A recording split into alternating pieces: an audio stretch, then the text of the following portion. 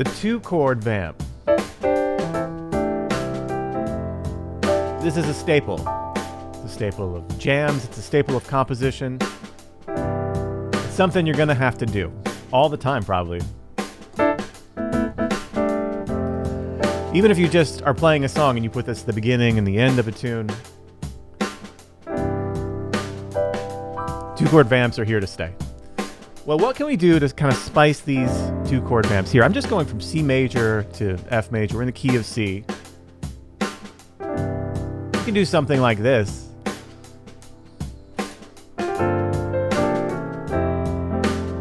Right? That sounds pretty good. You could do something like this.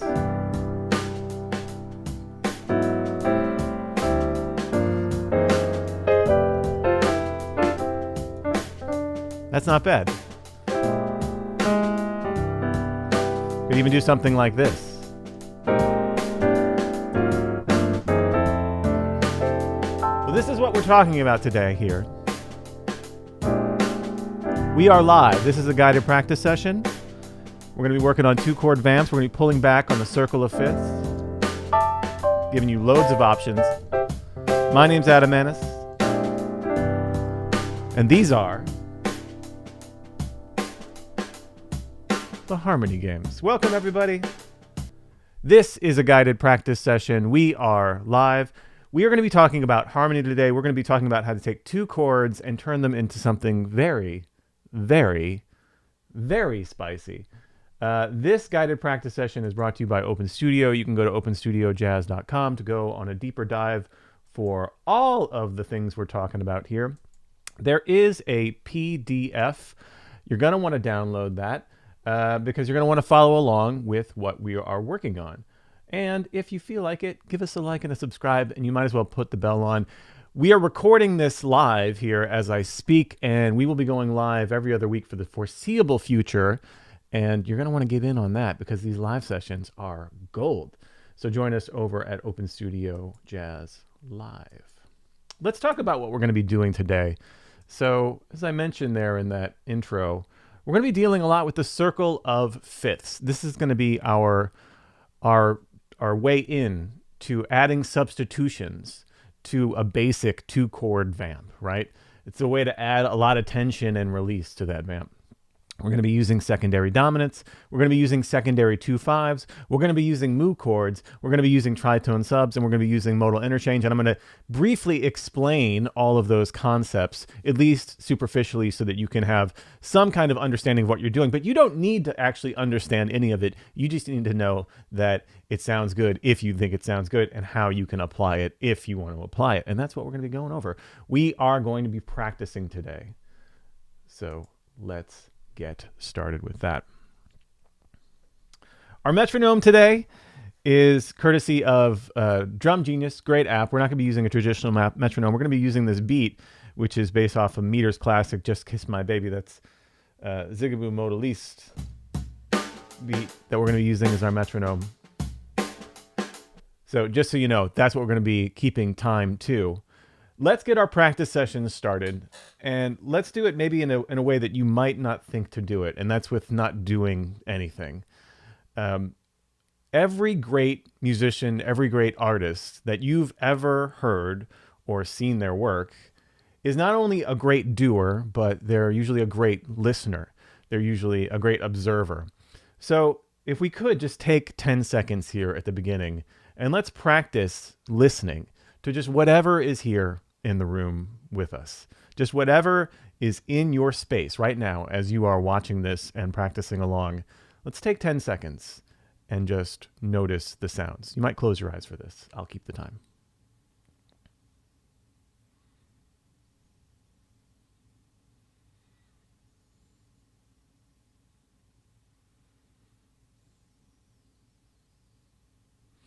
Something as simple as that can turn your practice session from a frantic trying to do to a beautiful way to connect with the music we're about to make. Take a big deep breath for me. Let's check our mirrors. This is a great analogy that the amazing Fred Hirsch uses at his Open Studio courses. When you get into a car to drive anywhere, the first thing you do is you check your mirrors. You check your rear view mirror, you check your side mirrors, you make sure that they're adjusted correctly so that you can see everything. We want to do the same thing when we get to the piano. So I'm going to get to the edge of my seat here. I'm going to make sure that my left foot is underneath my left thigh and that my right foot is kind of hanging around the sustain pedal, right? I'm not over it. I'm to the side of it because I'm not going to need it. And I'm just going to make sure that my spine is relatively straight. I might give my shoulders a little love, which I love to do at the beginning of every practice session.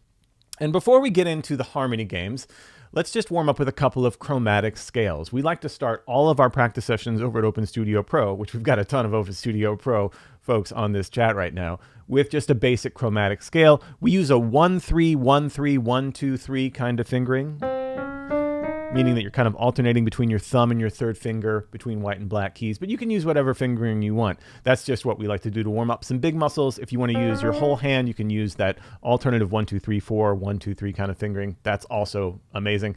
But let's use this 1-3, 1-3, 1-2-3 fingering. Let's start at C2 and C3, and let's go up and down 4 octaves on the piano. We're just going to do it a couple times just to get loose, and then we're going to get into our harmony games.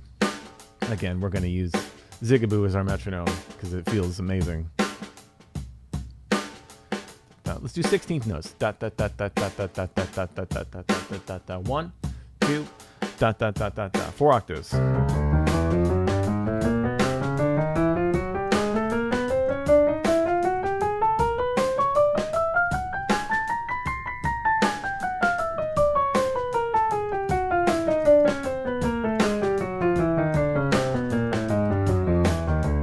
Shake it out. Now that you've heard it, see if you can hear it in your mind's ear this next time through. I'm still trying to get my hands warm, man. It's freezing down here. Let's try it again. Ready? 1, 2, da da da da da. Again, hear the sound. Let go of the results. Lock in the groove.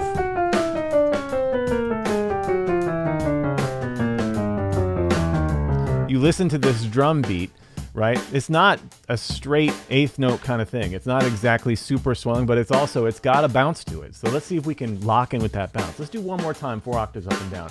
1, 2, da da da da da.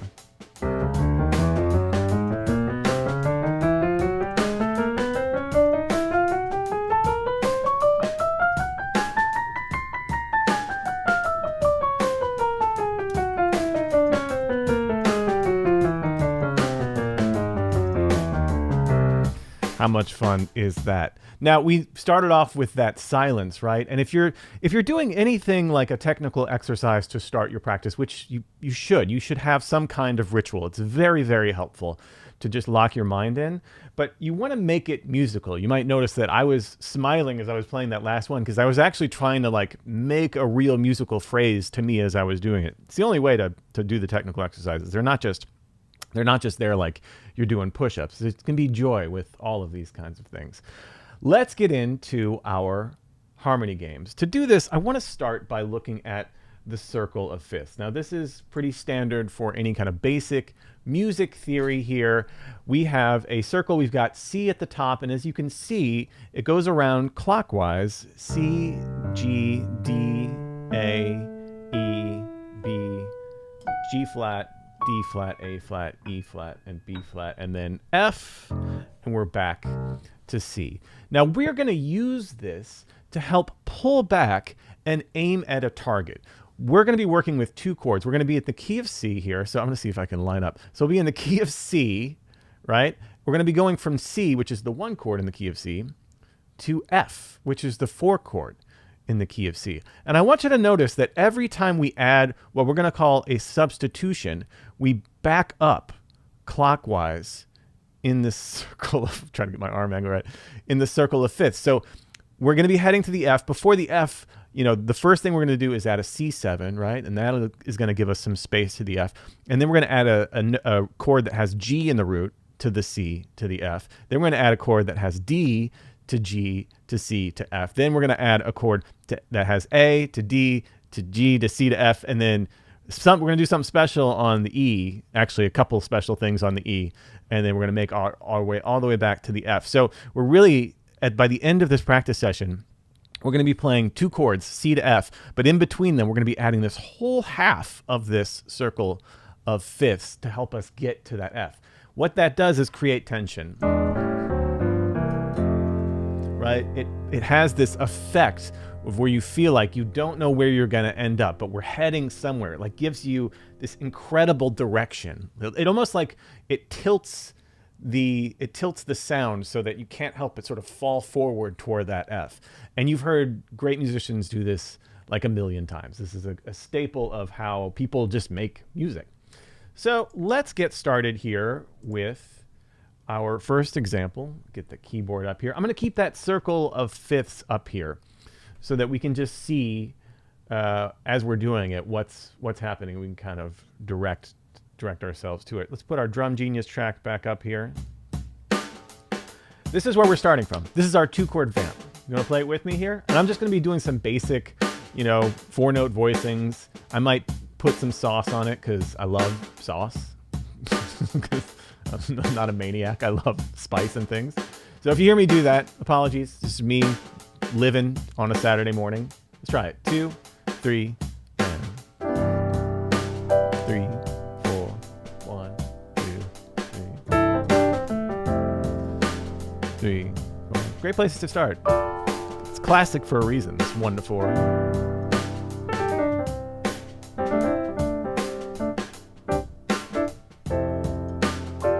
Let's do a couple more times here just to get this sound in our head. You don't have to do anything complicated. You can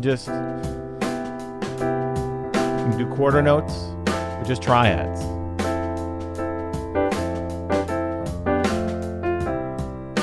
Or you can do some more complicated voicings if you know them.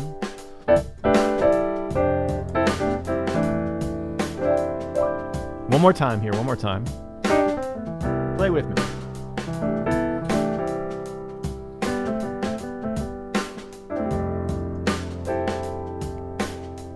I could do that all day, honestly. That's just nice in and of itself. So that is our starting point, right? That 1 to 4 2-chord vamp is going to be the basis for everything we're going to do today. Let's look at the first way that we can add a little bit of that sauce to the mix, right? We're going to add a secondary dominant, a C7. And you might be like, well, Adam, we're in the key of C. Why would a C chord be a secondary dominant? Any dominant chord that isn't the diatonic dominant in the key, so we're in the key of C, so G7, right, is the diatonic dominant. It is the 5 chord. Any dominant chord that isn't that is a secondary dominant. Secondary dominants have a note that are outside of the key center. So key of C has no accidentals, right? No flats or sharp, but a C dominant 7, it's got that black key, that B flat, right? So it is a secondary dominant, and it's a dominant that serves a purpose. It goes to F, which is what we want. We want to, like we said, we want to tilt the earth a little bit so that we're falling towards our target. Let's try it here with our first secondary dominant. Here we go. 1, 2, 3, and 2, 3, 4. 1, 2, 3. Right on beat 4 there. We're just going to put it right before, right? It's going to be very subtle.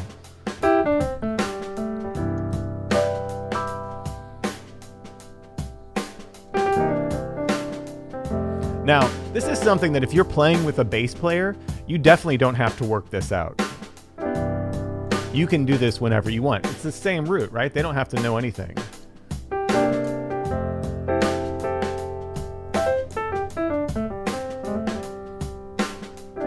We're going to get into some deep stuff where it's probably going to be a little intrusive to do without working it out. But this secondary dominant, this should be your go-to, right?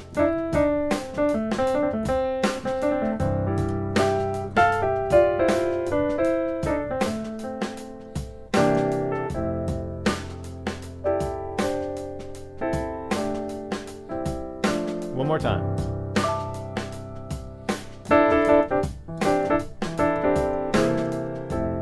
Just that little breath, right? It's just a little breath that happens right before we change chords. And In fact, you know, in a blues form, like in the beginning of the form of the blues, in early days of the blues, it wasn't just all dominant seventh chords. It was major chords. And the last bar before they would go to the four chord, they would put that dominant chord in because it's a secondary dominant serving that purpose. Now, this evolved to other things since then, but that's what it's there for. It's that breath right before you go.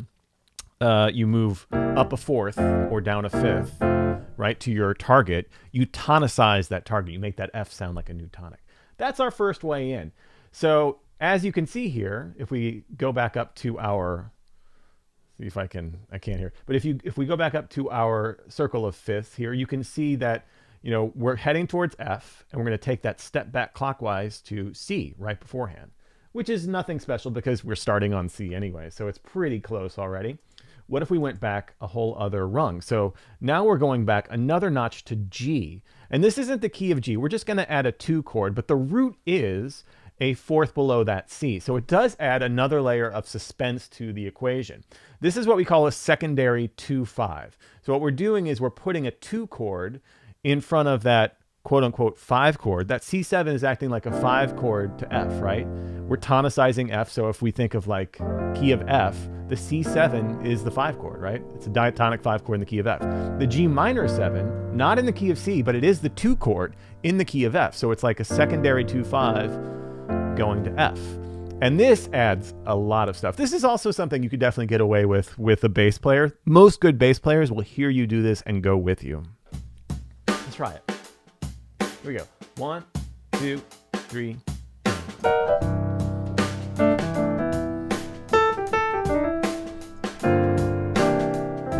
can hear the setup there from that. All right, we're just going to put it on 3 and 4.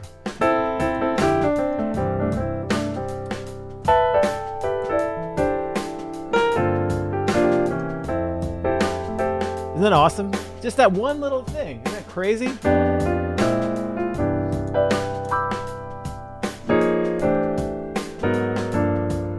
Slow down, slow down. Going too fast here.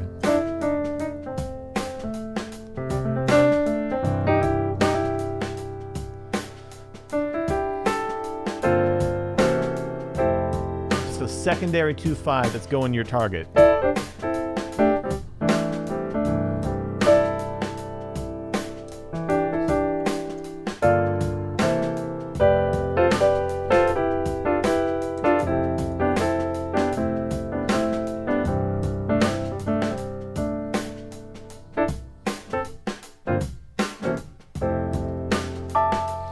You could do this all day, right? So just that little simple exercise of adding a secondary 2-5 before your target. And by the way, we're using F major here. We're using the 4 chord, but it could literally be any other change. If you went between C and A minor, right? You can add a secondary 2-5 before that A minor. Totally cool, right? It's the same concept. It doesn't matter what the target is. We can apply this to any target chord we're going to. All right, let's look at our next click back in this circle of fifths.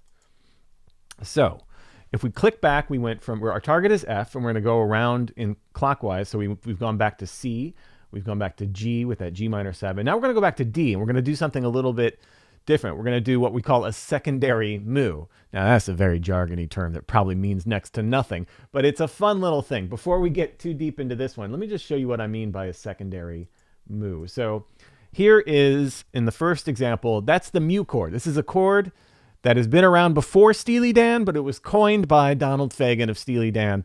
And it's a major triad or a minor triad, but usually a major triad with that add 9. Now, Donald Fagen in an interview said that for it to be a mu, you have to have the second and third degrees right next to each other. They have to be a step apart. But we love this mu chord, and you hear this all the time, especially in like contemporary Christian music, modern gospel music, R&B. It's a beautiful chord. Stevie Wonder loves this chord. Also, by the way, Steely Dan loves this chord. We call it a mu because we can make up names too. And it's the same chord, but just that F sharp is taken down an octave, meaning that that second degree and third degree, they're not next to each other. And so I guess you can't technically call it a mu, but we can call it a mu, right? I don't know. I just like it. I think it's funny. And then I love it when people get angry about it too. This makes me even happier. But it doesn't matter what we call it, because the sound of it is amazing. Again, remember that 10 seconds of silence that we started this practice session off of. Listen to how this sounds. We're going to put this on beat 2 of that second bar. Let's try it. 1, 2, 3.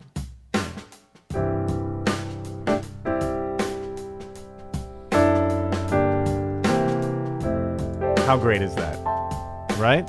And again, we're still using that circle of fifths. It has that tension of a fifth movement, right? It's still a D chord.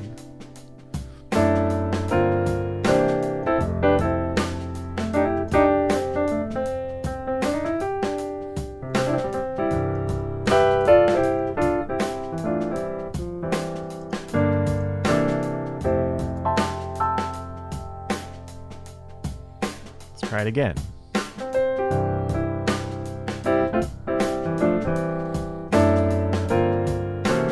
See if you can make little melodies with the top of your chords. You might even put some notes in between. Let me try to put some notes in between the chords.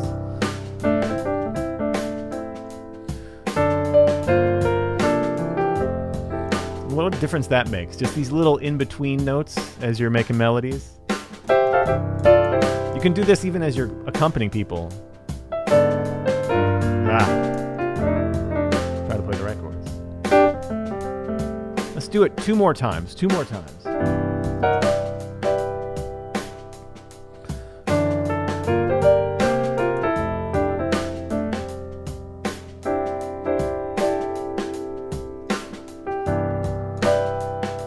Last time.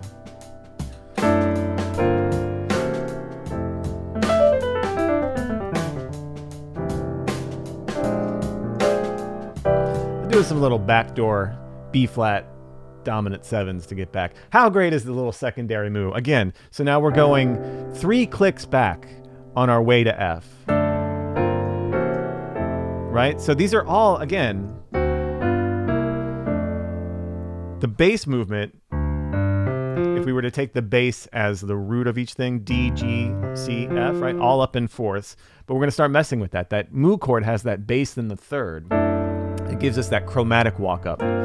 Right? It has a similar function to a D chord, but because of that bass in the third, it sort of it varies it enough that it's like, oh, it feels familiar, but it's still a little weird, which we want a little weird. All right, let's take another click back from that. Isn't this fun? I mean, you could do this all the way through. You literally could just do we could do just quarter notes from C until we get to the F, which maybe we could do. So before that D, that secondary moo, we're going to do a secondary two-moo, which is a name I just made up this morning. And that's where we put the 2 chord before that D, right? So, remember we had our C7, F, and we put the 2 chord, the G minor 7, as we're going to F. Well, we can consider that moo, that D2, add 2 over F sharp. The 2 chord of that would be A minor 7. And again, this is all notched back in that root movement of the circle of fifths. Right, so now that root movement is doing something akin to that. Right, so now we have this glorious bar that happens right before that F. Let's hear how this sounds. Let's try it. 1, 2, 3.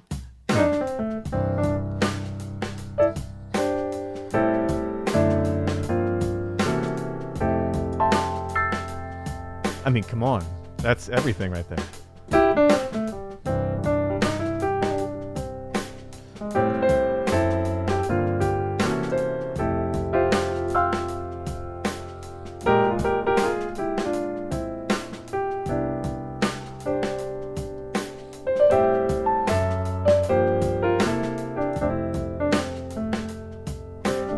No reaction. This is live. Yeah.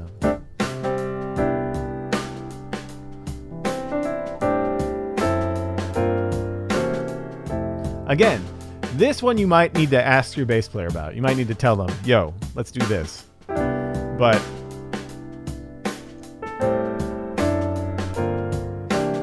a really good bass player, you could do this twice and they would kind of have it.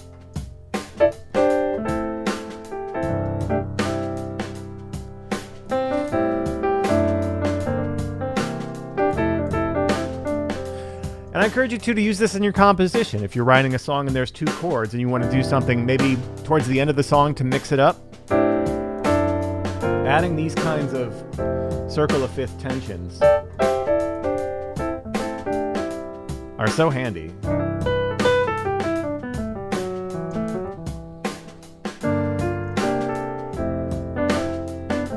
Let's do 4 more times on this one because it's so gosh darn gorgeous.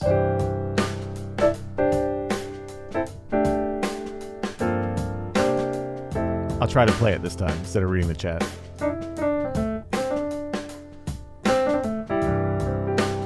Here we go.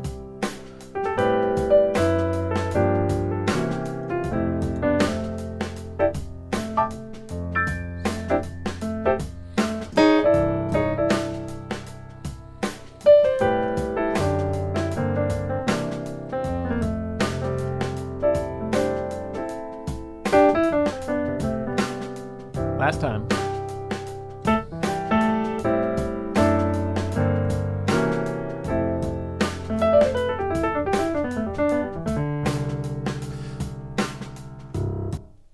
How great is that? But wait, there's more. So we can keep going back, and you can just keep doing this as much as you want. By the way, you can use all of these in different ways. You could have done the moo chord on the G, right? As the second. You could have done like a G add 2 over B to C. You could have done the moo chord as the C. You could have done the moo chord as the A. So you could have done like A2 over C sharp to D minor to G. You know, however you want to do it, there's these ways to do it. Then there's the tritone sub, and that's what we're going to be doing here. So notice now we're going to go 1 click back again. And you're saying, wait, 1 click back from A, that would be some kind of E. Look at what's right across. If you go directly across from E, it's a B flat. This is called the tritone substitution, and we've talked about this here at Open Studio just a ton. So an E dominant 7, right, and a B flat dominant 7, not only are they a tritone apart, which they are, tritone being a minor fifth, right? Or an augmented fourth. But they also share a tritone as a dominant chord. So this D and this G sharp, or D and A flat, are the 3rd and the 7th of both of these chords. And in that regard, we know that the 3rd and the 7th, those are the guide tones, right? Those lead us to A, or they lead us to E flat. Chromatically, they have that chromatic weight. Again, we're tilting that earth so that our ears are leaning in towards these targets. So these two things are like, you can consider them almost like cousins or siblings. Like they're part of that, I guess what Barry Harris would call that sort of like a whole tone or tritone sibling group, right? Where they're very similar. They're very, very similar functionally. And so we can actually interchange whenever we have an E7, which is where we are, by the way, right? We had our A minor 7, and now we're going to do our E. We can interchange that with any of the tritones. We could have interchanged A with some kind of E flat chord. We could have interchanged the D chord with some kind of A flat chord. I'm just looking right across the circle of fifths. We could have interchanged G with some kind of D flat. But now we're going to interchange, instead of playing E, we're going to do a tritone sub of B flat 7. And I'm going to do a sus because, again, it's Saturday morning. I'm feeling kind of spicy. Let's hear how this sounds. Shall we try it?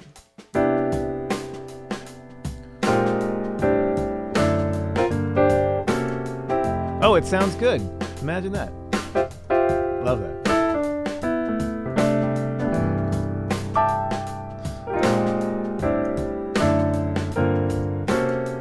Now I'm really doing like an A flat major 9 over B flat for the voicing. Keep that in mind.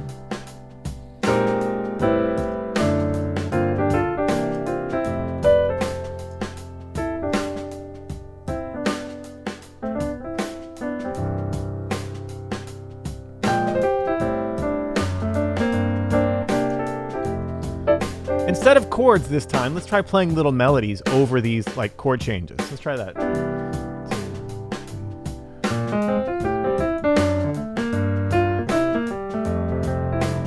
How great is that little thing there?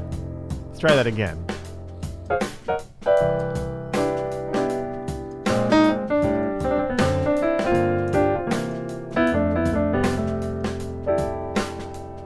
that awesome?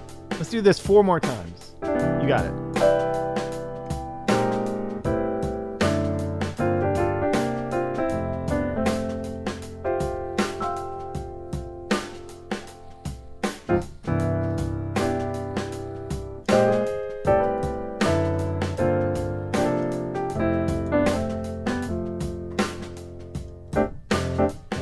Two more times.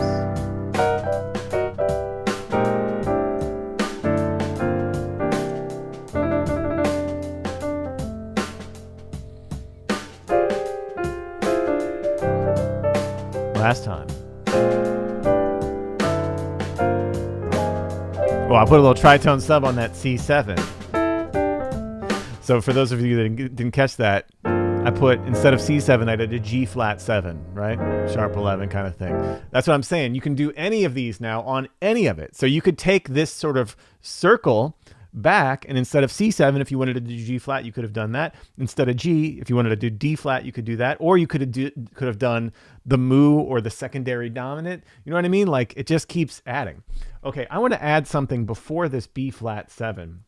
And it's going to be a little bit unconventional because it's not going to really be part of the circle of fifths. It's going to be more like adding a 2 chord before this dominant. So the 2 chord of the B flat 7, if we consider that a 5 chord, would be F minor 7, right? But I'm going to add a different kind of chord. We're going to add like that.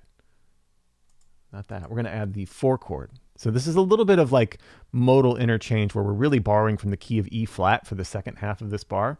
So instead of like F minor 7, B flat 7, I'm going to do the 4, which is, by the way, also a subdominant, right? Meaning a chord that will go before a dominant chord. The B flat is the dominant chord. It's a dominant 7. And usually the 2 biggest subdominants are the 4 chord or the 2 chord. So we're going to use the 4 chord here, the A flat major 7. We're going to do that because it sounds incredible. So if we just go through slowly here.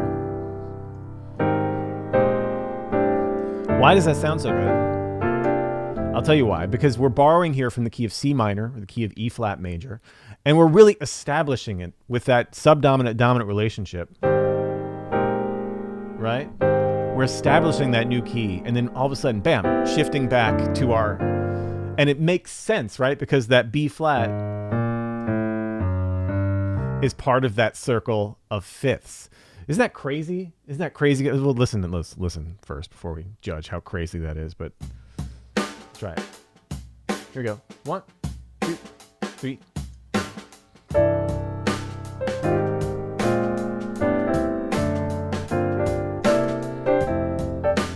Come on. That's crazy.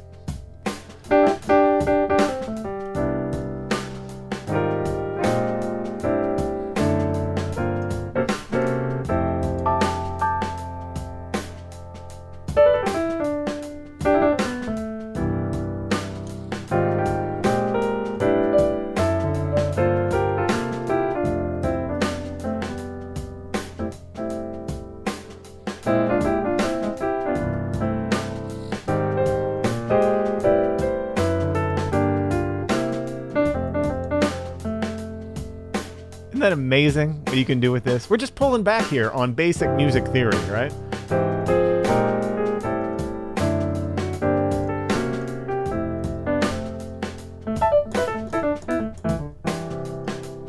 Two more times.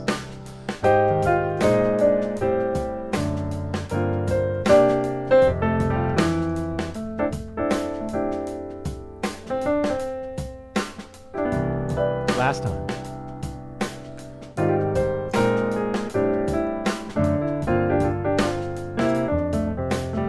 I extended it over the bar that last time because you can do that too. You don't have to, when you're kind of in control with everything, you can land late, you know, as Charlie Parker might say, you can go behind that bar line. Isn't that cool? Isn't that amazing? Really quick, I have one more fun exercise with all 7 of these versions that you're going to want to stay and see. But if you're digging this, why not hit the like button? We go live all the time, so you might as well subscribe and put the bell on because we will be live here on February 10th is our next live guided practice session. And of course, don't forget to get the PDF. That is in the description. Get that PDF and you can follow along with what we're about to do, and that's yours to keep as well. And then if you want to learn more, of course, go to openstudiojazz.com and you can check out all of our membership levels. We practice like this twice a day over on Open Studio Pro, at least, sometimes 4 or 5 times a day. Got a lot of Open Studio Proers up here in the chat. What's up, everybody? We're doing all this stuff all the time, so come join us over there. Okay, one more thing. Let's see if we can take it all on. So we're going to start here. Let's just start with just C major to F, right? So that top one, number 2, we're not even going to start with that. We're going to start with just C major to F major, and then I'm going to call them out. So we're going to kind of go all in a row here. So you can kind of hear the progression, how you might add these. And this will be the last thing we do. Again, thank you for being here. Super fun to be live with you today. Shake it out, take a big deep breath, caffeinate, hydrate, inebriate, whatever you got to do. Smoke them if you got them. Last call here for some playing. Let's try just the C major to an F major, 2 bars each. Here we go. 1, 2, 3.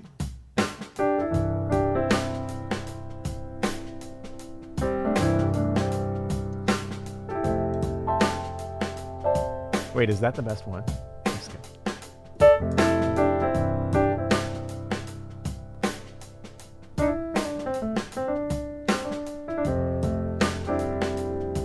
Let's try number 2 here. Number 2. You ready? Let's do it. Secondary dominant on beat 4. Come on. Number 3. Number 3.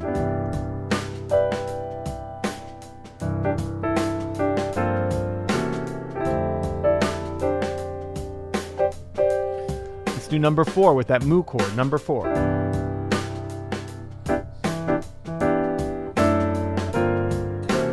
Slowly ramping up the tension here.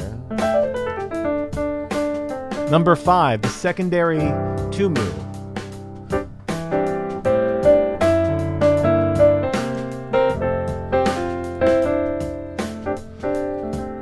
Number 6 with our tritone sub.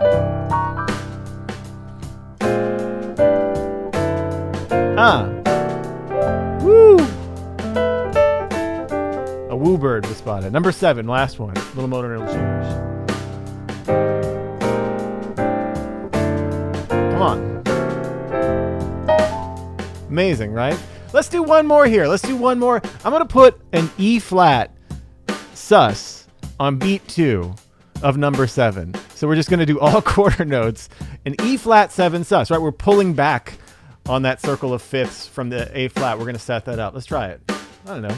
Let's run it a few times, see how it sounds. 2, 3, and.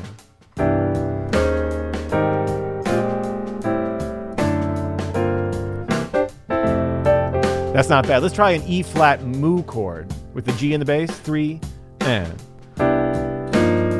Oh yeah, that's it right there. That's it. That's the one. No need to look any further. Let's do that again, that E flat moo. That's a tune. Somebody record that. One more time with that one.